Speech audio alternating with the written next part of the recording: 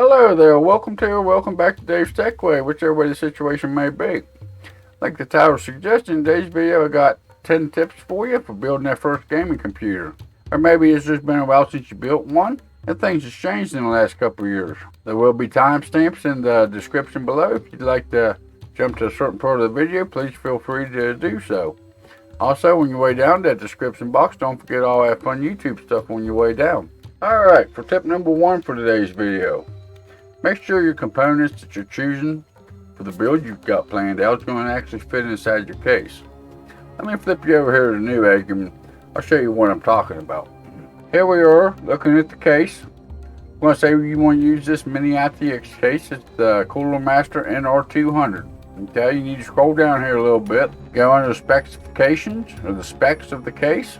Right here you need to pay attention to this. This here will tell you what size of motherboard that you need to fit in these cases, which is pretty important. You don't want to get a micro ATX motherboard and it not fit into your case, so you need to pay attention to that. Down here, if you need to order fans or you want to order fans for your case, right here is where it tells you what it will support. That way you don't buy 140 fans and only be able to fit 120s in it or something like that. That's pretty useful information to check out when you're looking at a case. Right down here, it also tells you what kind of radiator support that you can use if you want to do an all-in-one water cooler or if you want to do a custom loop build in them. But you notice there is some of them with specifications over here that it is not compatible with the vertical GPU installation. Recommended only for single slot water cooled GPUs or vertical mount GPUs.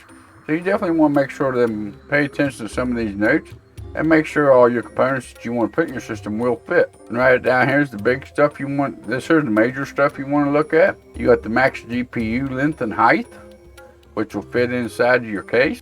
You don't want to buy a GPU that's going to be too long or too high to fit inside of a case, especially when you're building inside of a small case. And you also have a dimensions of how high the air cooler can be. If you're doing an air build, you're going to do like a Hyper 212 or the Vivo 5 or something like that. You want to make sure it's going to be able to fit in that case. You also want to look at the max PSU limit. Some of the smaller form factor cases will not support a full-size PSU or will not support some of the bigger ones like the 1300 watts and stuff like that, or 1000 watts. Some of them comes a little bit longer in length, and some cases will not accept them size of PSUs.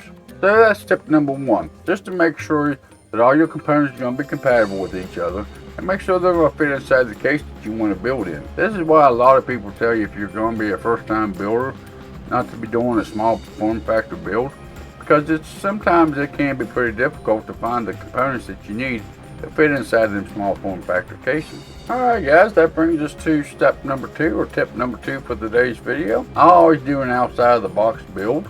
What an outside of the box build is, you take your motherboard out, you put it on top of your motherboard box, you put your CPU in there, you put your RAM in there, put your cooler on there. You have an M.2 drive, which is pretty popular nowadays. You make sure you put that in there. Put your graphics card in there, hook it up to the power supply, you hook up your 8 pin, you hook up your 24 pin, you hook up your power to your graphics card, you hook up to a monitor and make sure everything boots up like it should. There's a couple reasons why you want to do this. Number 1, you want to make sure that you don't have any ports that's DOA when you get them, which means dead on arrival. You want to make sure all your components is working properly. And number 2, this also preps your motherboard for when you put it into the case. Putting your CPU and the cooler and the RAM and all that on the motherboard is a lot easier outside the case where you have good lighting and you ain't so cramped up in a small space to do so. So I recommend doing this before putting your motherboard down inside the case. This makes it a lot easier for you. And also you may be thinking, if you do an outside of the box build, how do you get power to it if you don't have the power button hooked up on the case? And to be able to power on the system without a power button, without putting it in the case, you find the 2 pins that's for your power switch on your motherboard, which you can find this in your manual. You take a screwdriver and just kind of put it down in there and connect them 2 pins together. The system should boot up fine. To turn the system off, you could repeat this process, or you can just flip off the power supply, either way you want to do it. Alright, for tip number 3, if you're going to be using an aftermarket heatsink, I don't have a new one to show in today's example. This is an old Hyper 212, but if you're going to use an all-in-one liquid cooler, or if you're going to use a aftermarket heatsink, a lot of times They'll have a piece of vinyl or piece of plastic down here. They'll be covering this. You'll have to make sure you remove that, which you'll say to remove before installation. And make sure you use thermal paste. If you're using a stock heat sink, or if you're using one that has thermal paste applied already to it, you won't have to worry about this. If you're using an aftermarket heatsink that's got that piece of plastic or vinyl on it, you gotta add your own thermal paste. If they add thermal paste, a little packet of thermal paste in with the heatsink, that means you'll have to put your thermal paste on. If you boot up your system, you check your temperature, your CPU's running hot, you're gonna have to pull your heatsink back off and make sure you remove that vinyl piece and make sure the thermal paste is making good contact with the CPU. Alright, for tip number 4 for today's video, what RAM slots you use. I see this a lot of times in builds, so I figured I would address it in today's video. Most motherboards, if you're going with micro ATX or ATX motherboards, you'll have 4 RAM slots, okay? And you're only using 2 sticks of RAM most generally. On this motherboard, I don't know if you can see it on video or not, but right up here it tells you which ones to populate. If your motherboard don't have that printed out on it, you can check your motherboard manual to find out. But most generally, you start with the outside one, you populate it, then you skip one, and then you hit the next one. So it'd be like channel, like DIM 1 and DIM 3, besides DIM 2 and DIM 4. You see the space in between these. If they're sitting side by side, that means you're going to be only running a single channel RAM. It will boot up. You will see all the RAM that you installed, but you ain't going to be getting the max performance out of it because it ain't running a dual channel setup. So definitely make sure you check your motherboard manual if it ain't printed on your motherboard to make sure which ones is optimal for your dual RAM setup. Alright, tip number 5 for today's video is going to be fan orientation. How do you know which side of the fan is intake and which side of the fan is exhaust? Some of the fans will actually have arrows along the framework that tell you, you know, the air goes this way and the fan blades turn this way. Well, this fan don't have that. So how do you know which way the air goes? It's been this way for quite some time, but right here in the middle, on the back of the blades, that's where your motor is. You see the little framework that holds the motor in place? This is going to be the exhaust side of the fan. Well, the ARGB and all that shows up on the front of the fan. That's going to be the intake side of the fan. So the air is going to be sucked in this side, and it will be blown out this side. In most computer cases, you're going to be putting fans in the front of your case or in the bottom of your case. You want them to be as intakes. So you want them brackets facing towards the inside. The top of the case or the back of the case is usually exhaust. So you want them frameworks or the back of it that holds up the motor be facing outwards. And that's the easiest way to make sure your fans is correctly installed into your case.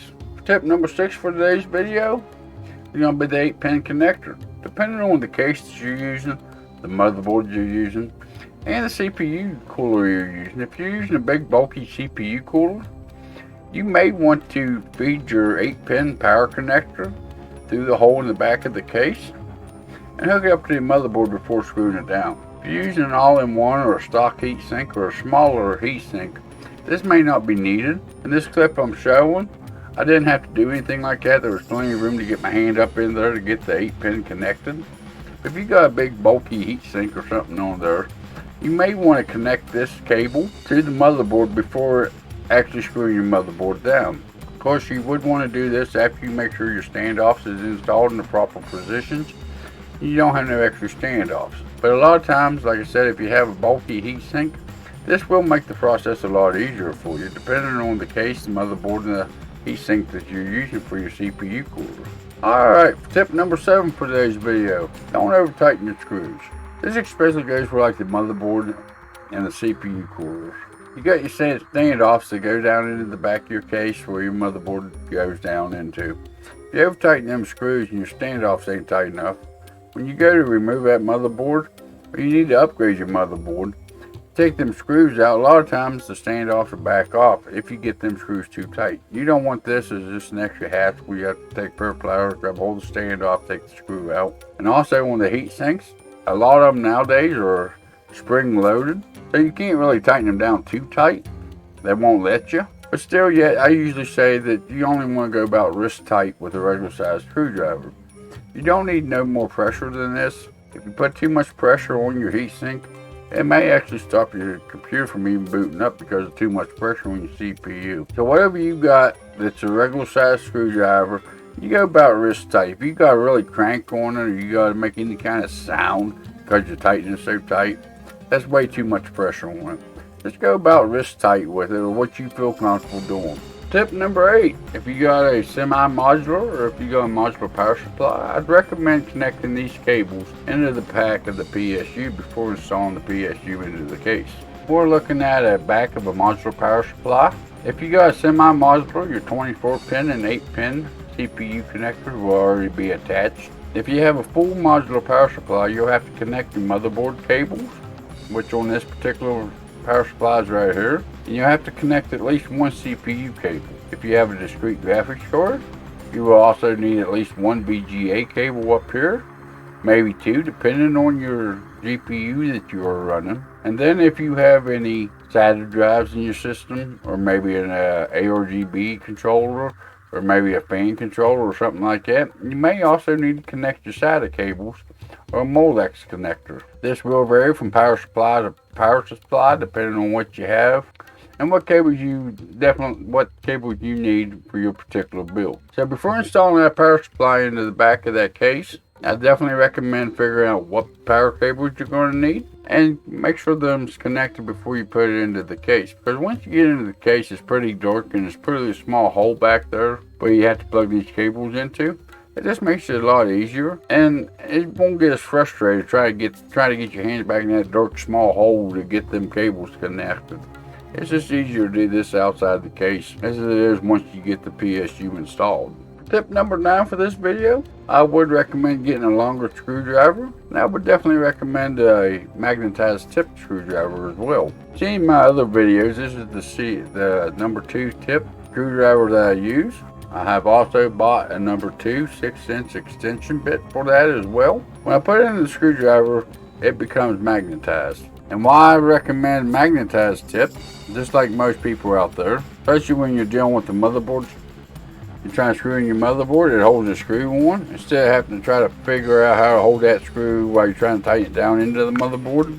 But if you don't have a magnetized tip screwdriver or the extension bit that's magnetized, you can also buy something like this. Don't mind the zip ties on it. They actually come with a little rubber band on them. My rubber band is broke, so I put a couple of zip ties around just to hold it together. But it's pretty simple to use. And that's all it is just a magnetized screwdriver. You just put your screwdriver inside of it, move it around a little bit, and it makes the screwdriver magnetized. So now I got a magnetized screwdriver. Now I can put my screw on the end of it, and I can put it right down into the motherboard, down into the standoff. So if you don't have a magnetized screwdriver, I'd recommend picking up one of these to make it magnetized, or you can just take a magnet off your refrigerator. If you got an old hard drive laying around that ain't no good, you can tear it apart and take the magnet out of it as well to use, just to rub it across the screwdriver, and it will make it magnetized. As far as the extension bits or the longer number 2 Phillips, it's nice for when you do air coolers or even your motherboard. If you gotta get down around them RAM stick areas or some of the heat sinks on the motherboard themselves, it's nice to have that little bit of an extension to be able to get down in there get down in nice tight spot. So I definitely recommend to get you a little bit longer screwdriver or an extension bit for your screwdriver to be able to do this process with. Alright, for tip number 10, it is the motherboard standoffs. These are the little pieces of metal or the standoffs that go between the back of your case that your motherboard actually screws down into. This can cause permanent damage or destroy computer components if you have one of these in place that you ain't needed. As you can see in the clip, I do this several times throughout my build. I put the motherboard down in there, see where they need to be put. I put them in. I put the motherboard back down in. I make sure the only ones that are underneath the motherboard is the ones that's needed. You want to make sure you don't leave no other ones underneath the motherboard. If there's any standoffs underneath the motherboard that ain't needed, it will short something out and it will cause damage to your motherboard and possibly other components. So you definitely want to make sure you only have the standoffs that's needed for your particular motherboard. If you've seen any of my build videos, I do double check and triple check this just to make sure. And that's the way I believe you should be done. I want to make sure that you guys ain't burning up your computer components when you don't need to. Alright guys, that's my top 10 tips I would give to a new PC builder. Feel free to go down to the comment section, leave me a comment if you think there's something more important than what I gave you in this video, or something else to help out the community, help out these first time builders just getting into building gaming PCs. But with all that being said, make sure you go down to all that fun YouTube stuff. You all have a good day, and I'll see you in the next video or live stream.